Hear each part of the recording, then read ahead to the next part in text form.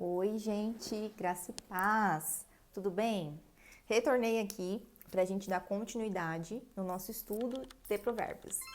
Hoje eu trouxe no formato aqui diferente, no formato do YouTube mesmo, porque eu tinha feito anteriormente, né, o primeiro vídeo no formato para o Instagram, mas eu achei melhor fazer aqui para o YouTube e poder compartilhar nas redes sociais. Então, primeiro, volta lá, assiste o vídeo sobre o capítulo 1 de Provérbios, para depois você assistir esse aqui, ok? Porque é uma continuidade, uma continuação do nosso estudo. Eu creio e eu espero que o primeiro vídeo tenha contribuído aí na sua jornada espiritual, na sua vida espiritual, nos seus estudos. É muito importante a gente, como cristão, termos acesso à palavra de Deus, termos intimidade com a palavra de Deus. Isso é muito importante. Amém? Então vamos dar início, gente? Vou continuar fazendo como eu fiz no vídeo número 1. Não vou ler todo o capítulo, senão vai ficar muito extenso o vídeo. Mas nós vamos pontuando juntos algumas partes aqui, ok? Então, pega seu caderno, pega sua Bíblia, me acompanha. Provérbios 2, o versículo 1. Esse capítulo, ele fala sobre a excelência e a vantagem de você ter a sabedoria na sua vida. Então, continuando aqui o diálogo do pai para o filho, né? Do pai aconselhando o filho. Meu filho, se aceitares minhas palavras e guardares contigo meus mandamentos. Detalhe aqui, isso é para uma pessoa que aceita conselhos, que elas têm o coração aberto para receber a palavra, para receber ensinamento, para receber aconselhamento e muitas vezes exortação. Então, é uma pessoa que ela está com o coração em busca do conhecimento. Não é aquela pessoa que tem o coração fechado e que ela não aceita, né, nenhum conselho na vida dela. Então, versículo 2. Para que faças teu ouvido atento à sabedoria e inclines o coração ao entendimento. Que o entendimento aqui em hebraico, ele significa, né, na tradução, é discernir, compreender ou considerar. Então, o seu coração, ele vai estar inclinado para a compreensão das coisas.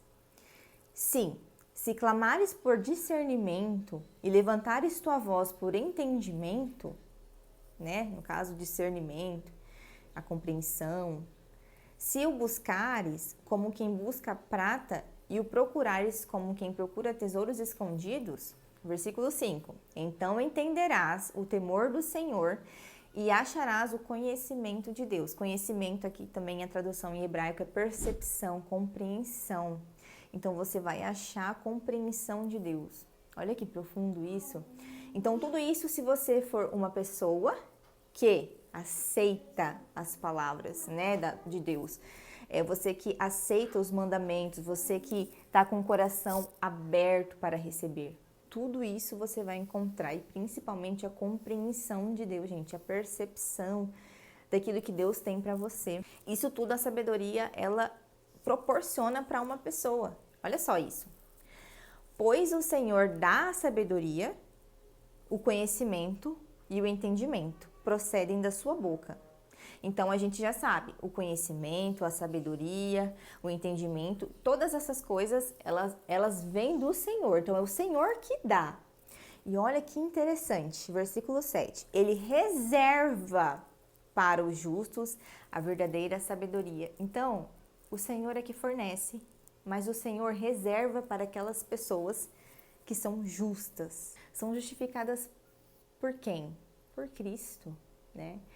Nós que somos justos através de Cristo, nós temos a sabedoria reservada a nós, né? Olha que interessante. Versículo 7, ainda a parte B do versículo.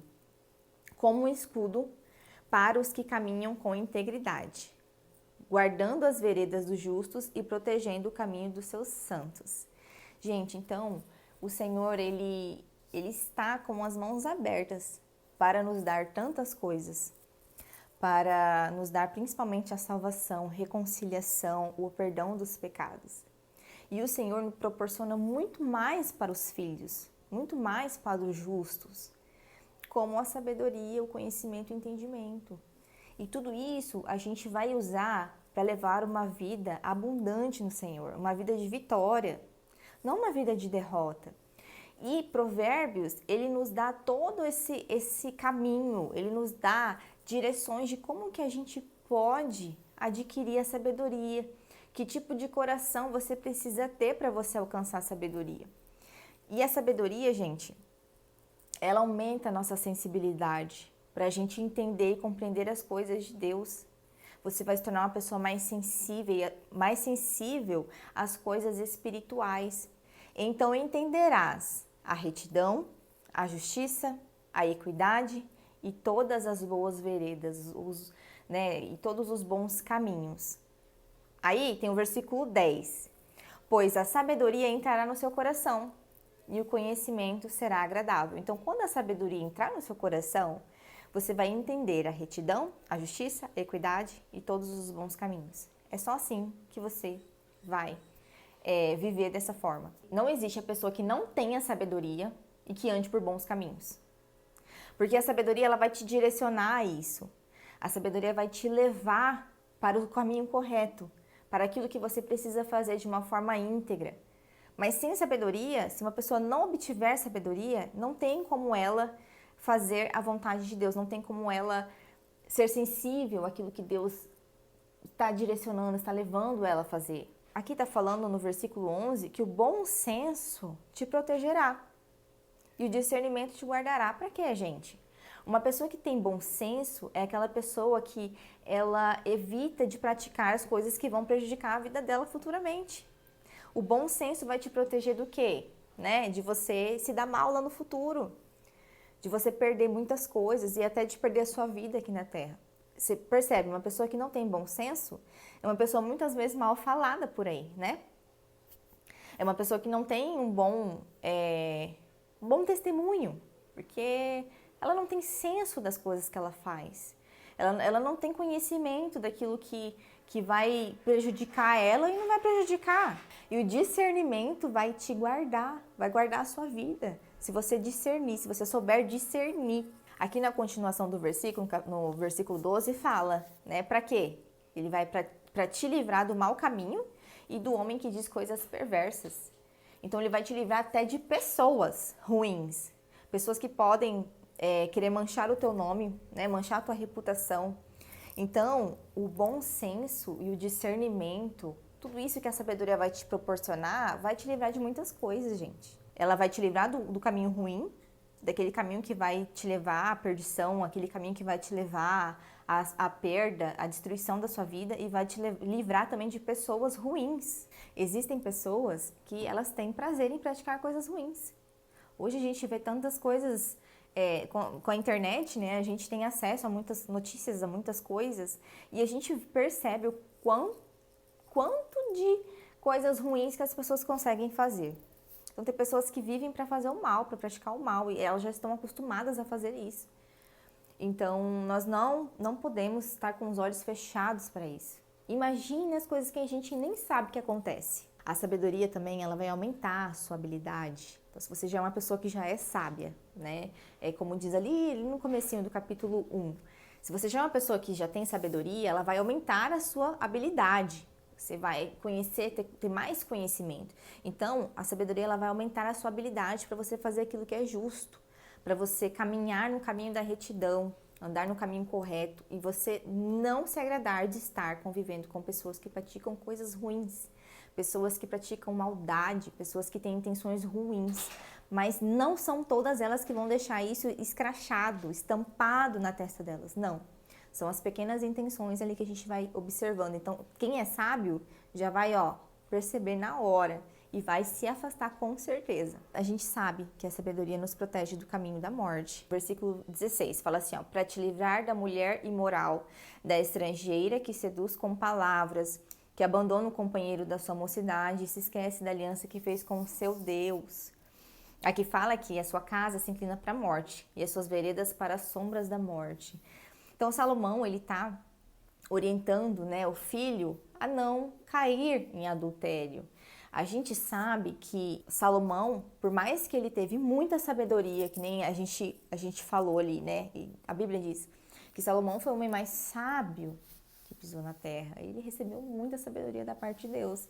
Mas, ao longo da vida dele, ele foi caindo, foi conhecendo pessoas, né, principalmente mulheres, porque ele se envolveu com muitas mulheres. Dentre essas mulheres, muitas delas não faziam parte do povo ali que adoravam a Deus. Eles adoravam a outros deuses, e isso para Deus é adultério.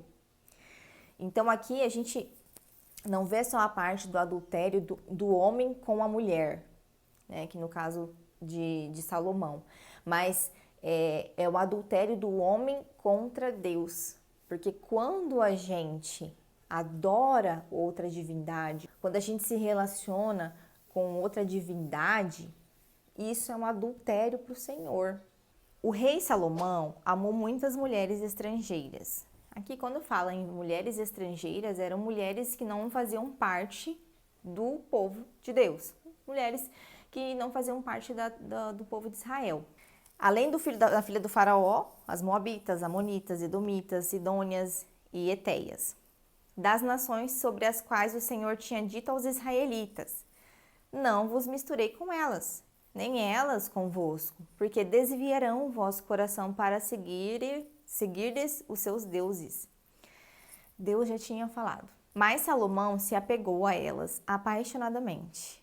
Ele teve 700 mulheres, princesas e 300 concubinas. E suas mulheres desviaram o seu coração.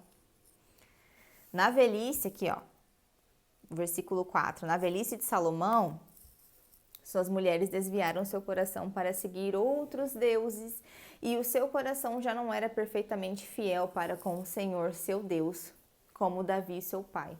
Então, esses foram alguns deuses que Salomão seguiu.